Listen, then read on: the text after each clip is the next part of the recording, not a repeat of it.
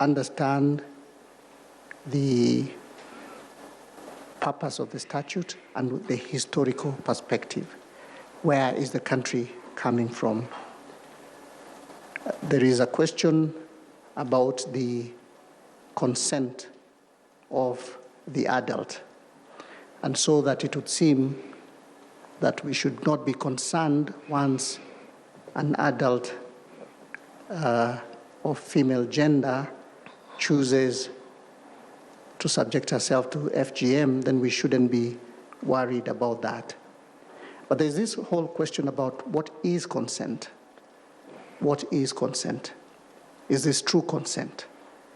Is this consent that is pressurized because of cultural views? Is it one of societal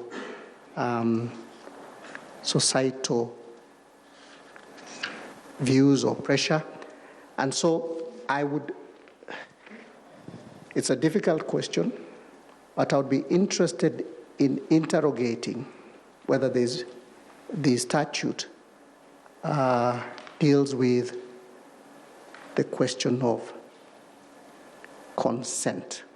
But Judge, if you look at the article on freedom and security of a person, actually some scholars seem to suggest that that article says that it is a right to be left alone. I know, Commissioner. Yes. And we must never lose sight, and Justice William Tunga Emeritus always reminded us of the need to interpret the Constitution bearing in mind the history of it, and to come up with indigenous and truly Kenyan jurisprudence. I am not too sure that, given our history and our place in that journey, whether we should treat the question of consent like, say, a court in the UK would treat it. Okay. So it's a debate, and I'm willing to be persuaded that my view is one that is wrong. In fact, there is an interesting act known as the Protection of Traditional Knowledge and Cultural Expressions Act, which provides that a person's fundamental right to participate in their cultural life of or his or her choice should not be taken away. Yeah. Thank you, Commissioner. I agree. Yeah. But what is culture? Is culture that was there in 1930 the same as culture today? Is culture static?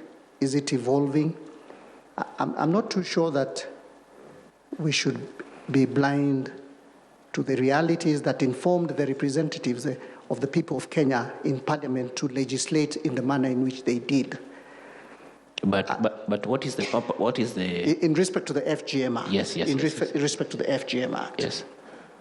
But what is the business of a court in the private affairs of an adult? The interest of a court is to give interpretation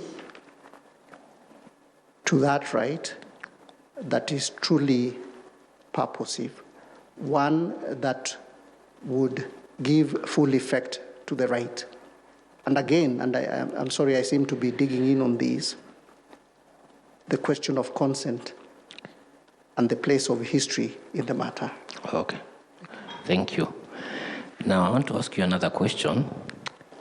Judge, there is a case by the Supreme Court, yes, known as GOtv Limited versus Bavaria, whereby the Supreme Court restated the principle that obligations of the court has an obligation to develop the law, and that is not discretionary. And the court also said that the position of the law is that a court ought to resolve a dispute that reflects on the value of the Bill of Rights, that underpin the Bill of Rights, and then it integrates it into its own decision, so that there is a duty to decide on courts. Actually, it's one of the values that the Supreme Court seems to develop lately on a duty to decide by courts. Now, I want to take you to your case, a case that has received a bit of criticism by scholars, especially those who practice arbitration law. The case of University of Nairobi versus Multiscope, which Your Lordship decided on 13th of May 2020, when you are sitting as a judge in the commercial court. In that case, the criticism is that, Your Lordship, you did not give the University of Nairobi an opportunity to challenge an arbitral award on the basis that the university had been notified of a publication of the award through a letter, but had not instituted legal proceedings within 90 days stipulated from the date the award was delivered. You took the position that the award was deemed as delivered to the parties when the parties are notified of the award is ready for collection. And this is how you delivered yourself, my lord. If I might just quote a small paragraph of that decision. You say that a plain reading of the provisions do not require the arbitral tribunal to send or dispatch the signed copy of the award to the parties. And at the end of that ruling, you've dated, signed, and delivered it. That was, I think, in Eldoret on 13th of May 2020. Now, my lord, so I'll ask now follow up the questions. I think you've gotten the context. Yes, I do. All right, thank you. When a court delivers its judgment, a notice normally sent or dispatched to the parties or their lawyers on the date of the delivery. Now, in your view, does the notice of delivery of the judgment equate to the delivery in question? That is the first question. Can I pose them so that you answer them together? Please do. Okay. Please do. Then the second one is... no, I thought you'd said pause. Yes. You could pause there. Oh, I pause so there. That I take okay, that. right. Yes. Should I... Pause there. I pause there. Yes. All right, thank you. Thank you. Thank you. I was hoping I would not have to discuss this decision at all. I say this because recently, seated as a third member of a bench, we certified that this matter is requires further interrogation at the Court of Appeal. And I look forward to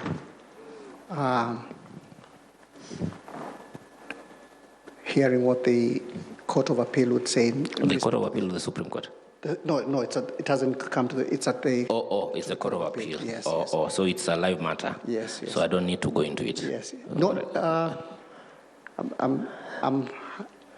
it's up to you. I'm happy to make my views. I will not sit on that bench. Okay. Yeah. All right. So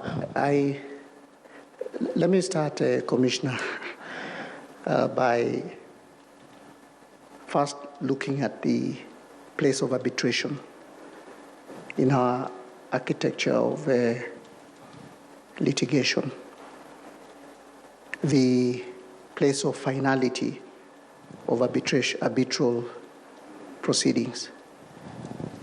The importance of parties choosing the manner in which they will resolve their disputes, and therefore party autonomy.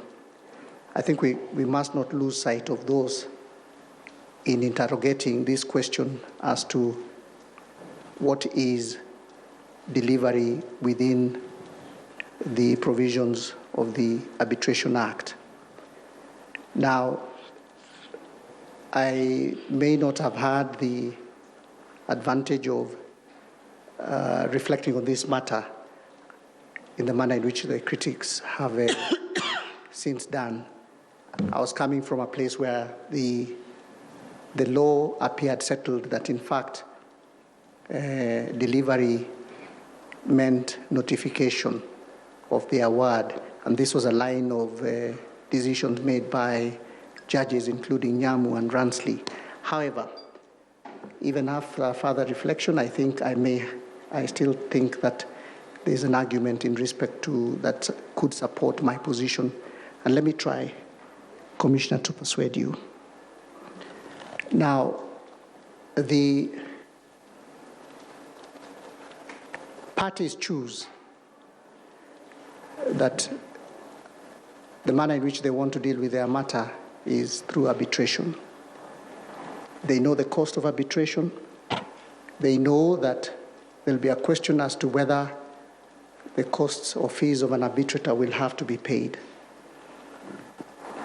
They know the provisions in respect to where one party does not pay those fees, and its implication as to the ability for the arbitrator to release the award. The practice has been that once an arbitrator has prepared and an award is ready, is to notify the parties that the award is ready and to invite the parties to pay the arbitrator's fees.